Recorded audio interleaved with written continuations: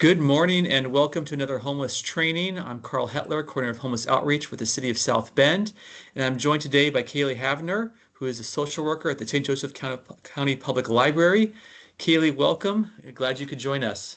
Thank you so much for having me. Please start by telling us a little bit about the work that you do, especially with our unhoused community there at the library. Yeah, so I'm a full-time social worker here at the St. Joe County Public Library. My office is located at the main branch downtown. However, I do serve all 10 branches as needed. I assist people on a walk-in basis or with appointments with identifying resources and assisting with navigation of those resources. The top things that I assist people with or see people coming into my office needing help with are housing applications, Social Security account creation and management, especially for some of our older adults who don't have a lot of experience navigating those websites. I help a lot of folks apply for SNAP benefits. Um, Lead a lot of our unhoused folks. If someone's unhoused and they're new to the area, a lot of times they stop at the library because it's a known safe place where they can get information and be out of the elements. So I get a lot of folks who are just new to South Bend and they don't know what's in the area for food, showers. So I give a lot of just resources for our unhoused folks in general. And I do have a limited number of bus passes that I distribute, unrestricted. It's just first come, first serve. And when they're out every week, they're out. So that's kind of what I do on the patron side of things here at the library. Wonderful. We're talking about backup today is our theme for this month. And so wondering if you give us an example of when you've provided backup to someone else, another staff member, colleague there at the library. Yeah. Not long after I started, there was a patron who was in the library and they were intoxicated. He was raising his voice and making comments that weren't appropriate for the library. Um, and one of our crisis intervention specialists was currently de-escalating the situation, and they had put a radio call for backup. I happened to be in the area, so I went and I backed up the crisis intervention specialist. And once he was able to de-escalate the patron started to talk about some suicidal thoughts he had. And I actually then took over and assessed on the mental health side. And we ended up calling the Oakland Mobile Crisis Unit and brought them in for backup as well. I honestly don't provide a ton of backup in my role here, but that is one instance where I happened to hear it on the radio. One of my teammates needed assistance, and I was able to back up. I stayed a distance until he was de escalated. And then he started talking, he had these mental health issues. So then I kind of switched roles, went in and assessed as the social worker, and then brought in others for help. Yeah. What were you thinking when you were there backing up? What was going through your mind when you were in that backup position? When I'm in that position, I'm just always scanning. So I was just thinking of like scanning the area, making sure I'm keeping my eye on, the individual in our department that was de-escalating, but I'm also looking for patrons that could be in the background. I'm scanning for danger. So that's kind of where my mind was. Yeah. And then their colleague uh, tap out and tap you in to take over once they had calmed down and are expressing some ideas about harming themselves. How did that transition happen? The intervention specialist at that time, she had been able to de-escalate him, and he started talking. He said, well, I just want to die, and he kept making these kind of comments. And she was like, well, we have a social worker here, it sounds like she might be a great person for you to talk to. She's really easy to talk to. And kind of did the warm handoff. She stayed there as backup to me, Hmm. and while then I assessed, we called Oakland. It was just a good team effort. Yeah. And that's an important thing about making it clear, when you're going to hand someone off, when you are doing that, being able to communicate that, and then having them switch and be that backup for you then also Yep. is how important that is. How do you feel? What's the different feeling that you have when you have someone providing that backup versus when you are with someone on your own one-to-one? I definitely feel much more comfortable. I feel like I'm more in control of the situation, knowing that I have somebody there. I may not need them, but I feel more secure and able to handle the situation. Yeah, I know sometimes people feel more anxious Yeah. or like they're being watched not only by their interaction with their patron, client, or guest, but now also to have a colleague watching them also.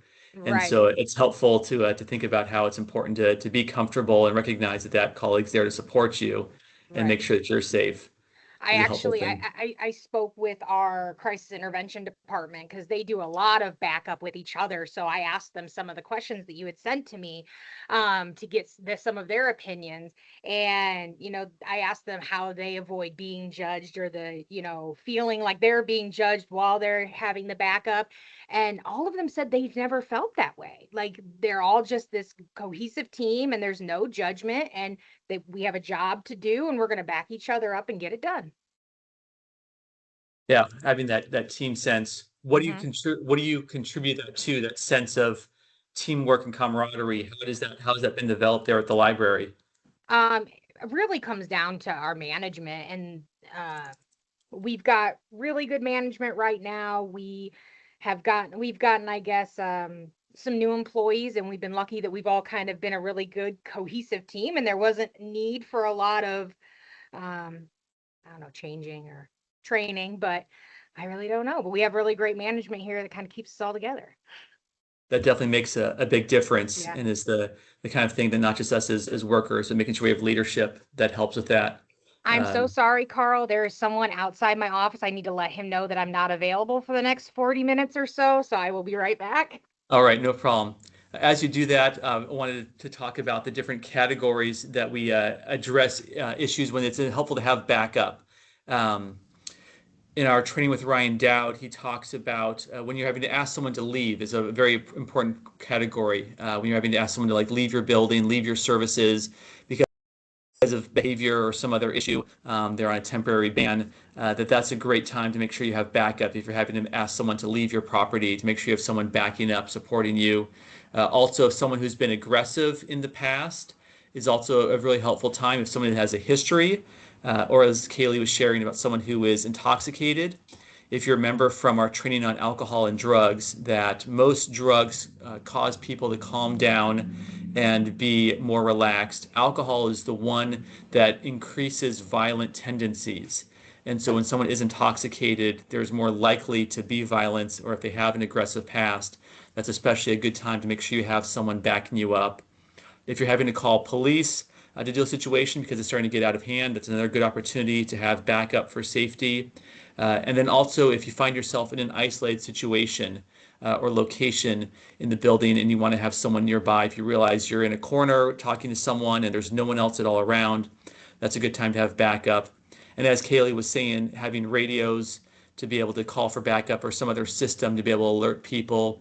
I know some use Teams or Slack as another way to be able to call when they're in open areas to communicate with people also. Are there other categories, Kaylee, especially as you talked with the intervention team, other categories that you would add to when you think it's important to have backup in interacting with people? And I'm sorry, I didn't hear the categories. I was heading to the door over here, so I missed a little bit what you were talking about. Yeah, just the categories of calling police, asking someone to leave, someone who's been aggressive or isolated locations, any other times when you think that it's important to make sure you have backup. No, that's actually those were the four. Yeah, I had those down and I had those expanded. So those were I just had examples of times when you might use each one of those four, but that's pretty much it. Yeah. The one other that I would add would be, as you said, you talked about scanning the crowd when you are providing backup, and that's a Yeah. helpful thing to be focused on. Uh, that's the one I would add is when there is a large group there and you have a colleague that's trying to talk to someone one-on-one. And because two dangers that we see when there is a crowd is either people will egg someone on and try to say like, yeah, you tell them, they're not treating you fairly, or that's a big problem. And so backup can help quiet the crowd down and help get them to leave your colleague alone as they interact with the guest. But then also sometimes people will sometimes in the crowd try to shout down the individual client or patron that has an issue. Try to tell them, you shouldn't be saying that. You need to just get in line, stop complaining, things like that. Can also make things worse going the other way. And that's another helpful way when you're providing backup, scanning that crowd to be able to help them isolate and not cause more interference. So when you're in a crowd, I think is another good category for when you want to help provide backup. Yeah, Um, and definitely we here at the library, we've had folks where they tried to get our crisis intervention specialists into an isolated location to where there's no cameras, to where there's less people. So there's not as much of the monitoring happening. So we do like a check-in system, and like we will use the radios. They tell our intervention specialists, they will say where they're going. They establish like a reasonable time, like how long this check-in should take with this person. This person is known to try and isolate people. I'm going to be gone for 5 minutes, and then we have a system over the radio to be able to check in. And yeah, and we just, when we're onboarding new staff, always try to bring people out of that isolated location, bring them towards the cameras, bring them towards people. yeah. Now you work in an office. Have you ever had to call for backup when you're meeting with someone there in your office space?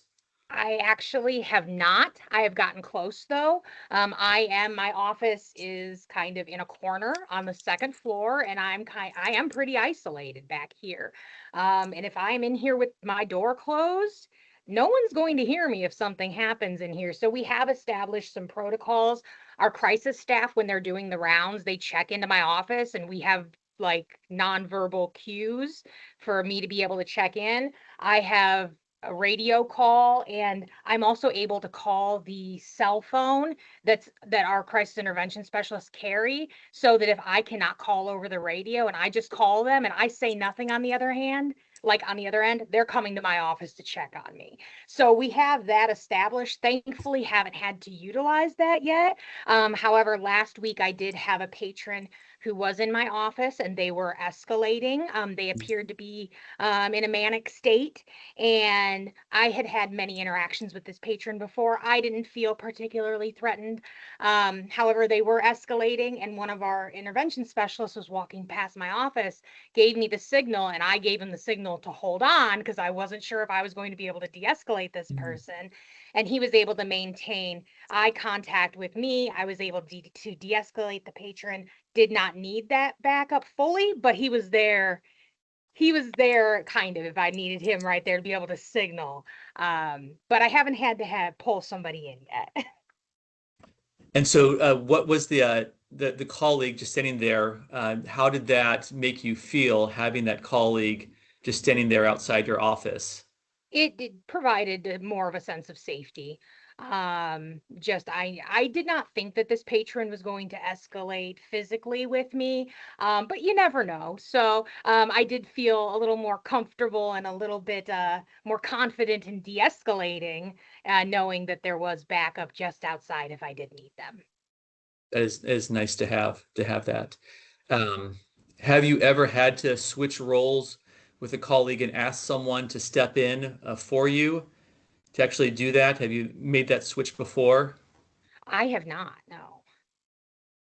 I know I find that if I start to get worn out also, that another time when switching out with backup is helpful is when I'm getting worn out, that I've tried to explain things and the person is still argumentative, they're not listening, I'm starting to get upset or annoyed, that those are helpful signals also when I need to ask for that backup to switch out with me. And so it's really helpful to try to get someone else who maybe has a better relationship with the person to be able to step in and try to explain things in a way that they'll understand or that they'll trust them, or to be able to just be a fresh pair of listening ears, that I've done what I can.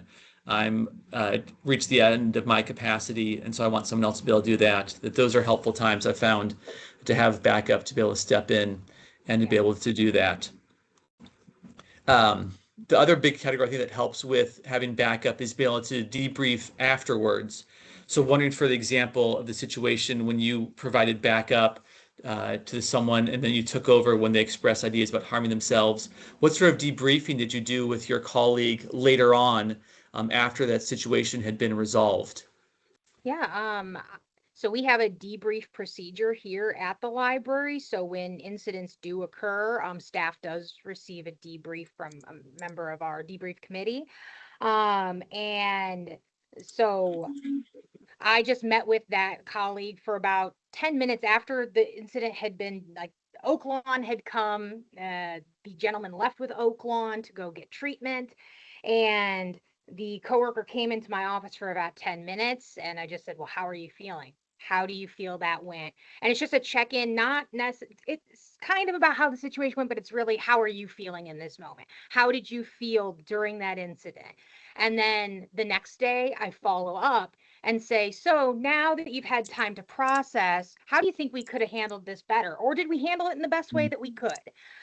So we do kind of like a hot debrief where we talk about feelings and in the moment, and then we do kind of a cold debrief where we review what happened, how could we have done better, or did we do everything that we could have? And did you do that with just the neutral committee member or also with the other staff member who was engaged with that patron?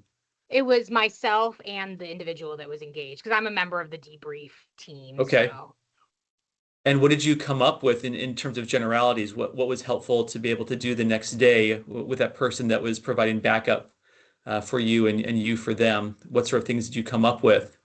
well, in that situation, we recognize that we think we handled it the best way that we could have. She had gone in gently in a trauma-informed manner, said, I can tell that you're intoxicated. You can't be here at the library like that, and went in from that angle. But then when he started to escalate, she brought him down and then bringing me in and having us switch. I thought we handled that perfectly. So we just kind of said, all right, if that happened in the future, that's how we need to be handling it. So yeah, sometimes there's not changes to be made.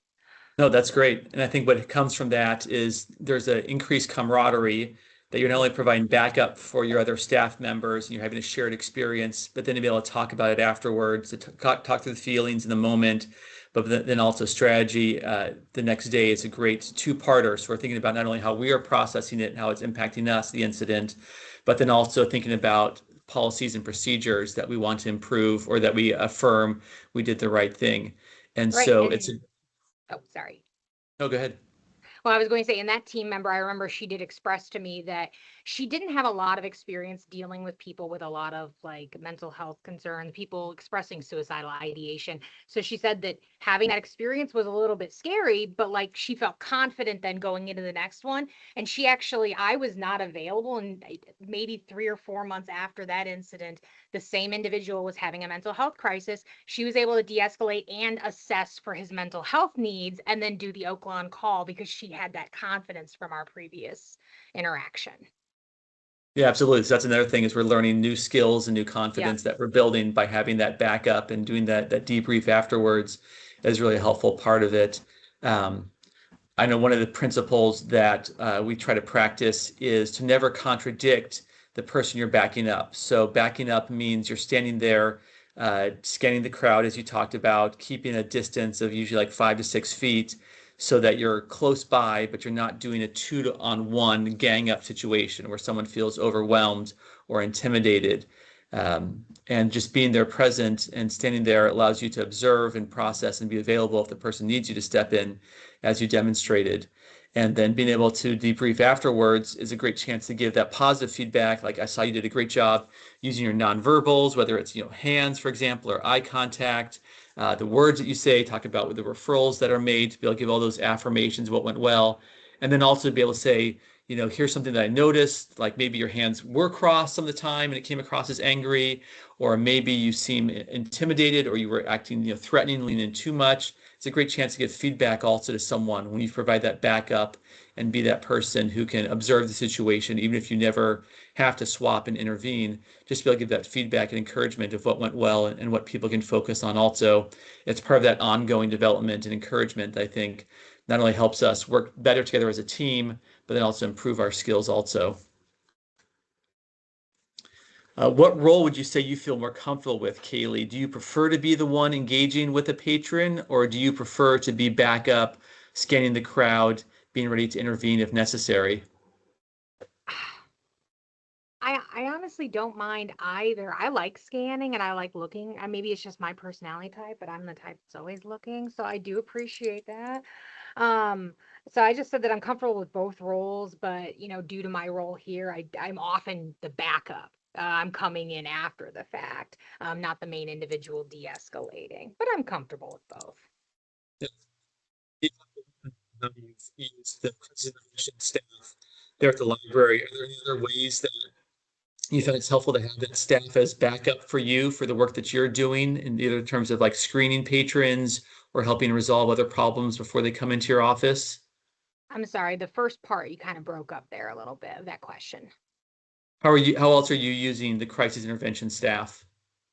Um, Mostly the performing the rounds, calling them as needed. We do if we do have many patrons who often have behavioral issues here at the library, kind of are known to us, often come here, and we communicate to see who has the best rapport with that person, who's got the best relationship, who will go and speak to them, who's going to be the most successful of de-escalating. So we have that internal communication too, and I use them in that way. There has been a time where an individual was in my office and they weren't a big fan of me for whatever reason. However, they loved one of our crisis intervention specialists. When they came around doing their rounds, he popped his head in and started talking to the patron and immediately got the mood different, and yeah, made my life a little easier.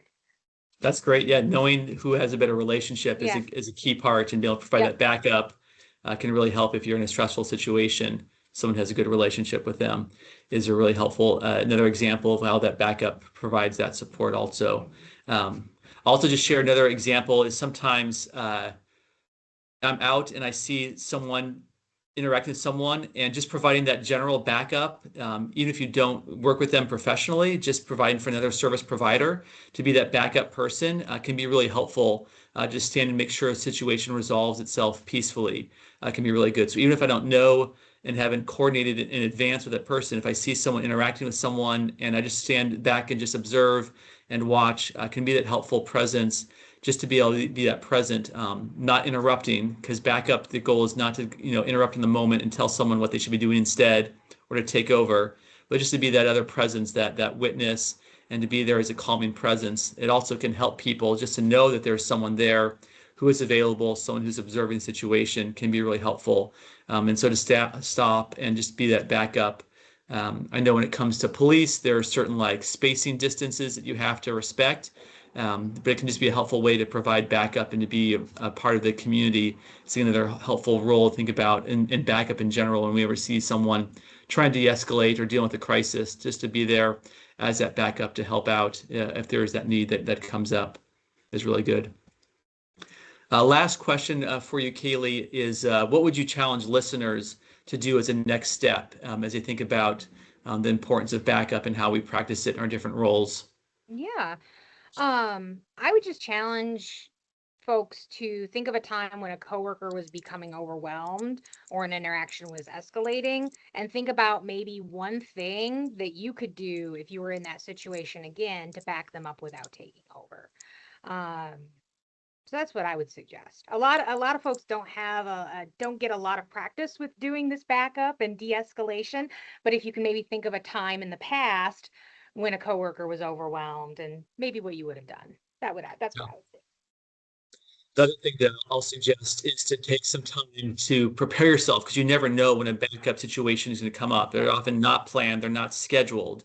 And so that self-care is really important. And whether it's something as simple as like breathing exercises that we've done in the past, just to be in a calm, centered place so that you're prepared when the next emergency or crisis comes up, that you're centered and aware, making sure you're taking care of yourself is really important to be able to then connect to others and help and serve in that backup role when necessary, or even ask for backup. And so the important things that we do to be able to take care of ourselves, just practice breathing in and out, taking deep breaths, even in the moment, just to help prepare us for whatever unexpected things may come, is a great helpful way to be prepared to be that backup or a call for backup when the situation arises.